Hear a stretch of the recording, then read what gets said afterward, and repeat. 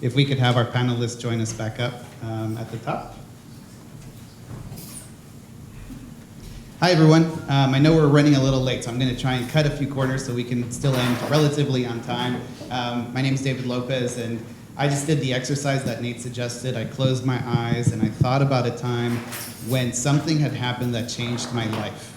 It was a very powerful exercise. I don't know if any of you did it. But I thought back to 11th grade, my teacher, Mrs. Gassaway. I'd been a struggling student, flunked 7th and 8th grade, and here was this teacher who just got to know me so well, just like Nate said, as a person. I was no longer just a grade or a test score or an ID number, I was a person. And something in me changed. And suddenly I went from a failing student to a straight A student, and from there I went on to become a sales and marketing professional in our innovation economy, and the future seemed very bright for me, but you know what? There was something eating away at me, because even though I was a professional, I was not a philanthropist. I was not giving back to my community in any way. I wasn't even volunteering because I was spending all my time at work.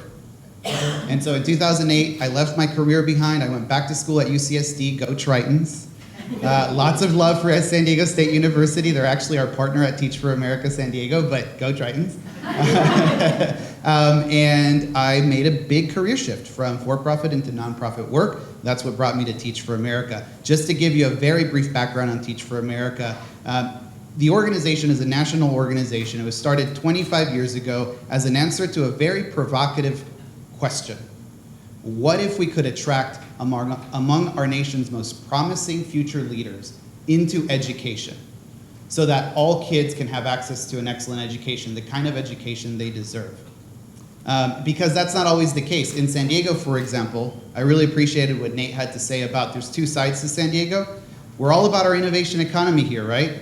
But we have 500,000 students in public education here. Out of the 500,000, approximately 60% are low income, so that's about 300,000 of our 500,000 public school students are low income students.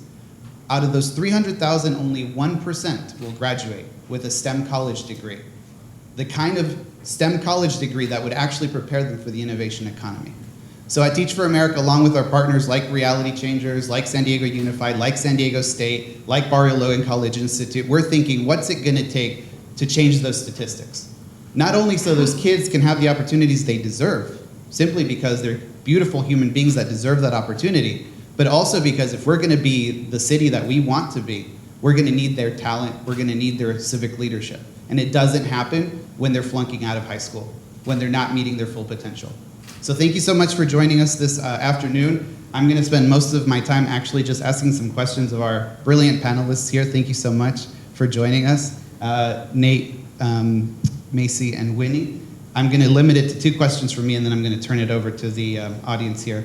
Number one, and if only one of you could answer each question, that way we get to the audience questions, but could someone tell me what was the driving force that got you into philanthropy? Who were some of your greatest inspirations to dedicate your time, talent, treasure, voice, and network? Anyone can take the question.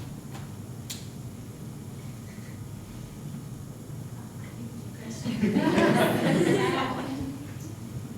mean, my parents are big. Can you guys hear me? I don't know.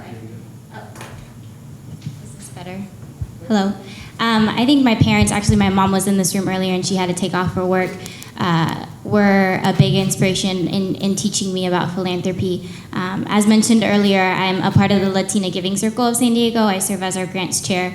And being a part of that organization and just reflecting on my childhood and reflecting on what my parents have had to do to get me to where I am today has taught me that philanthropy takes shape in many different ways, right? My dad actually works at the University of San Diego, and when my parents immigrated here from Mexico, they took jobs at the University of San Diego to secure that I would be around a college campus, because that was their dream, was for me to go to college.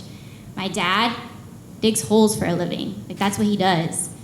And I'm so proud of that, because that is a reason why, you know, I have an opportunity to be on this stage today. And so my parents, and I mean, I think we can all like track a teacher or a mentor that has taught us what philanthropy is. I work for people that have inspired me, so. All right, again, question for anyone who wants to take it. What are some of the most innovative models you've seen to offer students personal, flexible, and equitable ways to explore their passions in the San Diego region.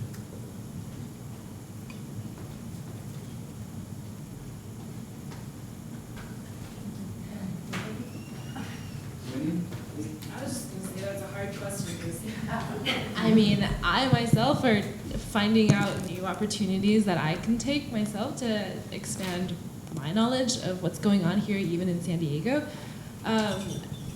I think the entrepreneurial, social, innovative area in San Diego is really welcoming, and I've seen a lot of students be part of University of San Diego and their social innovation competitions, and there are just so many mentors out there that are willing to connect through LinkedIn or maybe over coffee to talk about whatever you want to talk about, just to encourage it.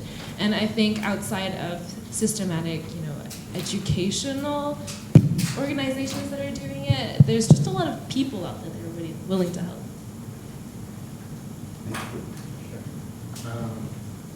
I was really inspired when I first got into, I would call it social entrepreneurship, and looking at these models. I was really inspired by the Invisible Children model, how they put clubs into different schools and let the students really take the lead and run the movement.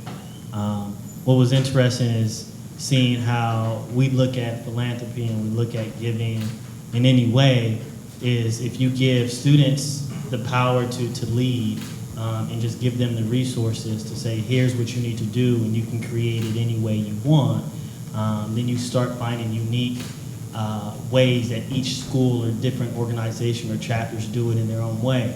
And you find that this chapter's doing it this way, or this other chapter's doing it this way, and then you kind of figure out how we can work together and compare so that we can all figure out how we can get to a solution and model. Thank you. We'll turn it over to any questions in the audience.